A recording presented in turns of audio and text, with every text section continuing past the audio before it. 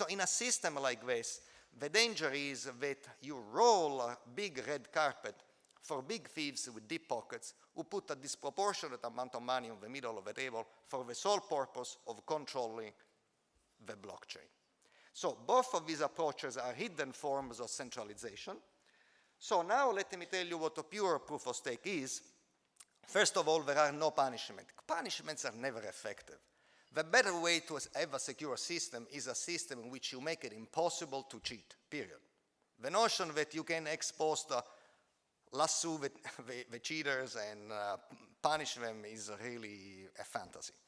So somehow also the money is never segregated from you. The money is where it should be, at your fingertip, with the users of the system ready to be spent. And so somehow, if the majority of the money that people have at their fingertips is in honest hands, then the system works and no punishment are needed and no computation is needed. It works as it should be, effortlessly and with finality. So, well, how does Algorand work? It works in two magic phases, where the magic is actually replaced by mathematics. But I find it a little bit easier to talk about magic than about mathematics, particularly in 9 minutes. So magic phase 1 is a proposal phase. What happens in this phase 1? By magic, a random user for all billions of possible users is selected, okay? And his or her public key becomes common knowledge to the system by magic. And what does the selected user do? He looks around for valid transactions that are not yet in the blockchain and forms a new block that he proposes to the community by propagating to the network. End of phase 1. Phase 2. Well, by magic, 1,000 users are randomly selected among all possible users, proportionally to the amount of money they have in the system. And what do? They agree on the block proposed by the first user. You say, why needed of the second phase?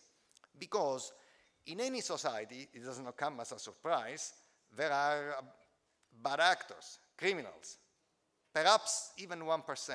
If you really live in a very dangerous society, 2, 3, 5, 10%,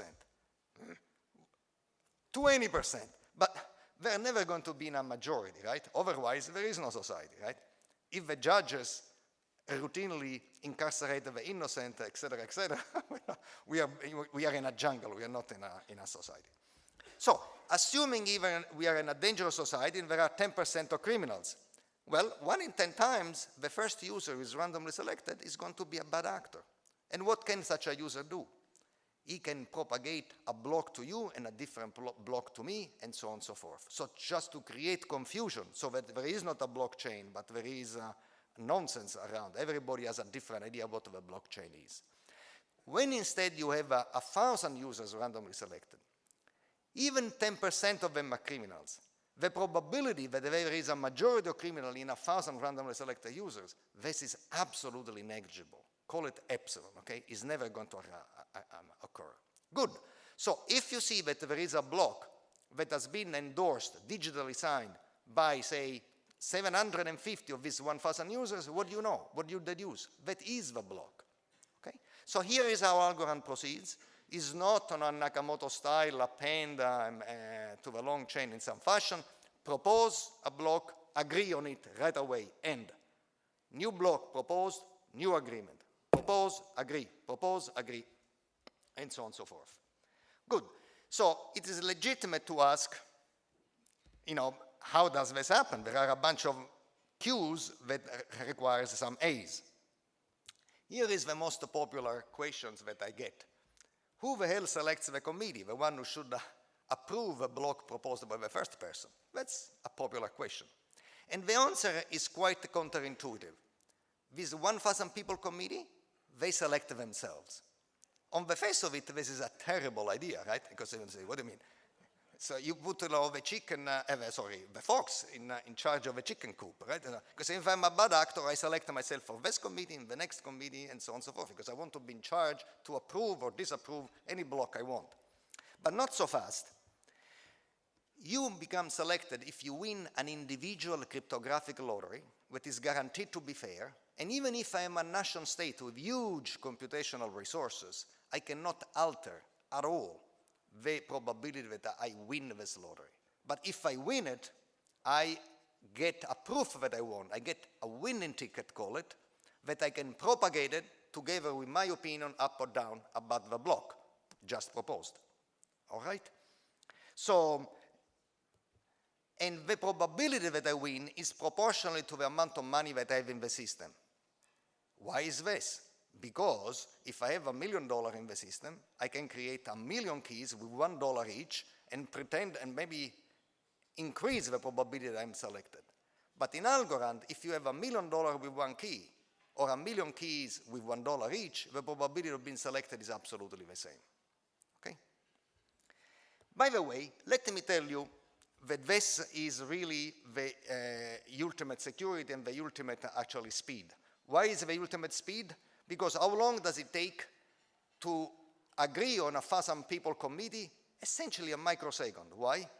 Because we never need to talk to one another. You run your own lottery, I run my own lottery in the privacy of my computer, in the privacy of your computer. Whoever has a winning ticket propagates it, his winning ticket, and the opinion up or down about the block. Right? While I'm doing this, you do the same. So in a microsecond, whoever has the winning ticket shows up with their opinion about the block. Why is this the ultimate security? Because assume now that there is a big bad guy over the internet, which, by the way, there is, because I'm a cryptographer, so I'm pretty realistic about these things. A blockchain properly constructed should have trillions of dollars in assets under management, and when you have such an amount of money at stake, you know, bad actors, adversaries, immediately grow like mushrooms after the rain, okay? They're going to show up immediately. And what does this bad guy want to do? He wants to corrupt the 1,000 people committee. Problem is that if I'm a bad guy, I don't know whom I should corrupt, right? Because each one of you, each one of 1 billion people is doing this own lottery inside the computer. I have no idea beforehand who is going to win this lottery. So whom should I corrupt? Okay, but after whoever wins propagates the winning ticket and their opinion about the block. At that point, everybody, including me, the bad guy, know who they are, the 1,000 people, and I corrupt them right away. But so what? What have I gained? Nothing. Because whatever they had to say, up or down, they already said it. So I cannot, after corrupting, put back in the bottle whatever they said, no more than a government can put back in the bottle a message virally propagated by WikiLeaks. So the system is secure at a very high level because beforehand I don't know whom I should corrupt, and afterwards, once I know, it's too late to corrupt them. Okay, so with this basic architecture, what are the properties we claim? That Algorand works with no forks, no miners, no proof of work. So once you see a block, you know that the block is going to be there forever. It requires trivial computation. We are very green. Nobody hits the planet around here. Has a perfect scalability because we can generate a block as fast as we can circulate it around the network, which is as fast as you can do it. And then every transaction is final, because once it appears in the block, you know that the transaction will stay there forever. And it has a great security against protocol and network attacks. Plus, has a bunch of other properties. And I have no time in the 2 minutes left to me, but to describe the first one, which is maybe very close to the main interest of you guys, which is a flexible governance without hard forks. Let me tell you what that means. If you ask right now, what do you want from a blockchain, you get two answers: true decentralization and scalability, hard to get together. Somehow, mysteriously, you also want security, but people forget about it, okay? Until it's too late. Okay, but I claim that later on, you want more than that. You shall want truly smart contract. You want X and Y and Z. There is a saying in Italian, which I believe translates quite well, and goes roughly as follows: appetite develops while eating. You know what I mean? So are you hungry? No, just sit down to keep you company, okay? But, okay, once I'm sitting down, oh, it's pretty good. Oh. So then you say, oh, wow, I realized finally that I want more and more and more. And isn't this very human? Yes, it is. So as soon as we get the first two properties we want from a blockchain, we want a third and a fourth, and guess what? You cannot get it. Why? Because blockchains right now are ocean liners on autopilot. They have a rule written in stone that cannot be changed, and you set course of this ocean liner as best as you can, iceberg or no iceberg. How do you know in advance what you're going to do? It's too late, too bad.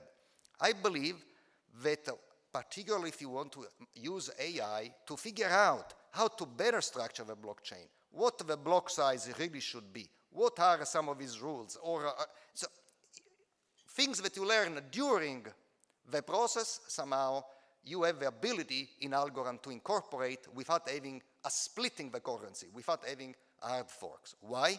Because we work, remember that, by proposal and agreement, right? And what do we agree most of the time? 99.9% of the time. We agree on what the next block is. But we can agree on anything, in particular a change of rules, right? Or a new monetary policy. So that gives you this governance, decentralized governance, which I think is going to be clear because cryptocurrencies are made by people. People are alive, the last day we checked, and people need to evolve in order to remain alive. Otherwise, we must make room for the dinosaurs and other creatures to replace us.